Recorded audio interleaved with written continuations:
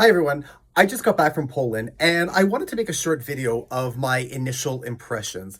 So this is just a short couple of minutes where I talk about my trip. I just got back yesterday. I was in Poland for a week. I went to Warsaw. I did a day trip out to Łódź, which in English is, Lodz. And then I did 3 nights in Krakow with a day trip out to Auschwitz.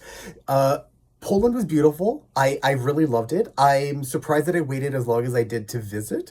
And I highly recommend that if you're thinking of going to Poland, that you move it up your list and get there sooner rather than later. Warsaw was, I think, really beautiful. It's a mixture of old and new, so there's a lot of new skyscrapers. Poland's economy is growing at a really, really healthy rate. It just hit the 1 trillion club like a day or two ago, actually. Their economy is growing by 3 to 4% a year, far, beyond the average of the European Union. And it's looking to actually get into the G20 because its economy is doing so well. And you can tell just by these skyscrapers that are going up absolutely everywhere. There is an old town as well, but the old town isn't as impressive, in part because it was rebuilt after the war, but especially if you're going to go to Krakow, and of course I highly recommend you go to Krakow. You have to go to Krakow. In comparison, it's a lot smaller and it doesn't have that same sort of oomph that some other European cities do, but nonetheless it is quite pretty. And of course, if you're in Poland, you should go to Warsaw's old town. The university there was really beautiful. You can actually walk on top of the library, and it's like this botanical garden green space that was really, really, really impressive. There's a number of museums like Chopin. There's a handful of palaces that you can visit. One is actually both are basically in a park, but one is further southeast than the other. I went to both. They were both quite lovely. I did a tour of the larger one. The Palace of Science and Culture is one of my favorite buildings now. I went there every single day and every single night. You can go up to the observation deck, and I highly recommend that, you do. I think it was maybe $10 to do it. You get some really great panoramas of the city, and the building itself is now like a cultural event space. So they have like a bar, they have a theater. On the outside, it's kind of like the main center area of Warsaw now. So if you're going to go to Warsaw, you're going to end up there. I ended up staying in the area just south of the Palace of Science and Culture, and I actually highly recommend that you stay there just because it has really great access to transit. It's very walkable, and it's a bit more residential, but still, again, really well located to transit and the main sort of city hub. I actually wouldn't recommend that you stay in Old Town. It's far away, and it's not easily accessible by transit. I did a day trip out to Łódź. I hope I'm pronouncing that correctly, and probably not. It's a university town that basically runs up along the north-south main street. Again, it was lovely. I was there for around 7 hours, and I needed the whole 7 hours. I walked all the way south. I walked all the way north to the Fabrika area, which is a newly redeveloped part of the city. Like an old factory that has been redeveloped. There's a Primark there too. I did a little bit of shopping because I love me my Primark. And then I went to Krakow. Krakow is in my top 10 now. It's up there with Porto, with Singapore, with Paris. I fell in love with Krakow. The city center, the old town is large. It's beautiful. It's sort of enclosed by a wall as well as a set of parks. It's enveloped by walls and parks.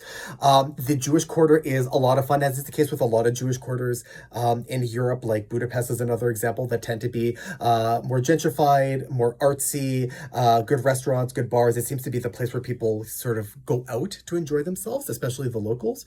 And then Krakow also has a really beautiful castle with a really rich history of dragons. There's even a dragon's den that you can visit in the basement of the castle, and a really beautiful waterfront. So a river runs through the city. There's some really cool bridges. That one bridge in particular that turns red at night has sculptures that are kind of hanging and swaying in the winds. It was really, really beautiful.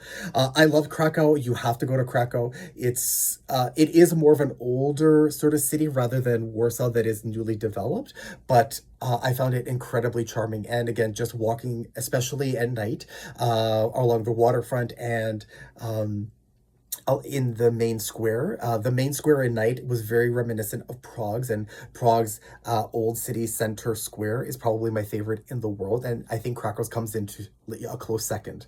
Of course, if you're going to Krakow, you have to go to Auschwitz. You cannot not go to Auschwitz.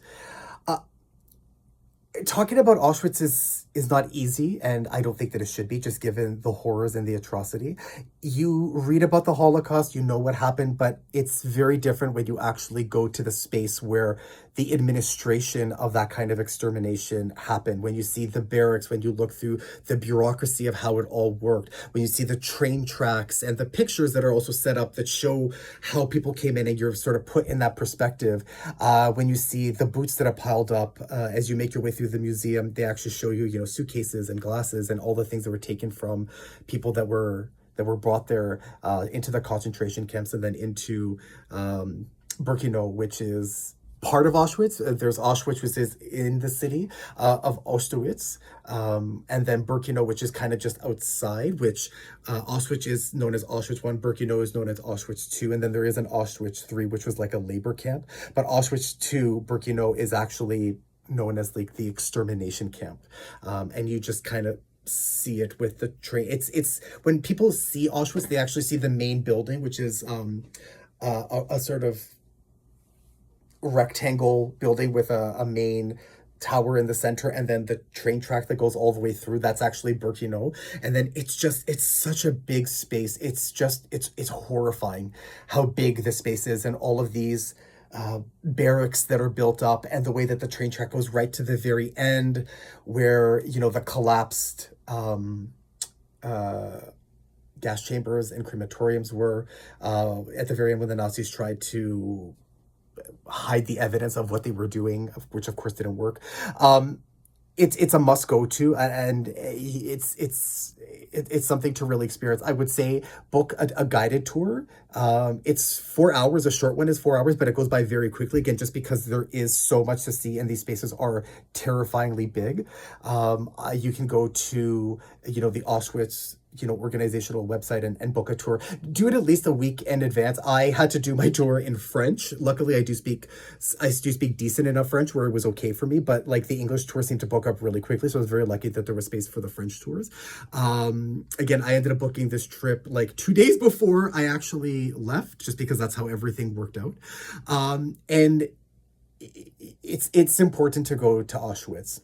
I'm not going to say too much more about that. I think it's something you need to go and experience for yourself. And it's very interesting and very sad to see like the beauty of southwestern Poland, and like the history that revolved around, like dragons and all of this.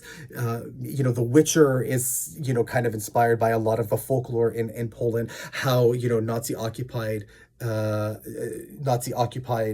Poland just has a very different modern history, which is very sad and just very sad. But nonetheless, Poland itself is quite beautiful. It's a country that is growing. I mean, talk about a resilient people, and it was just really beautiful. It's not a party place, I would say. So it's not Berlin. It's not Rome. It's not super congested, I found, either. I liked that it was a little bit quieter, a little bit more laid back. And I really enjoyed it. It was clean. Everyone was pretty friendly, even if that friendliness was kind of just giving you your own space to do your own thing, which I really liked. So yeah, those are my initial impressions. I will make a longer video later on, where I kind of go through and provide like better advice, like suggested walking tours. But I wanted to at least put a short video out there where I talk about my initial thoughts of Poland. So yeah, long story short, go put it higher on your list. Warsaw is modern and new. I did 3 nights around, 3 nights in each city, and then a day trip out to Łódź with a day trip out to Auschwitz. So basically 2 days in Warsaw, 2 days in Krakow, 1 day in Auschwitz, and 1 day in Łódź. And I found that that was a good amount of time, but I also didn't do a lot of indoor things except for the tour of Auschwitz. So if you want to do more of the indoor stuff, the Museum of Chopin and so on and so forth, you may want to book an extra day. But a week was a good amount of time to do kind of like the main sort of hit list. But of course, Poland is a big country and there's a lot more to see. And I will definitely go back to see more at some point in time in the future. Until I make my longer video, I hope you found this helpful and informative, and have yourselves a great day.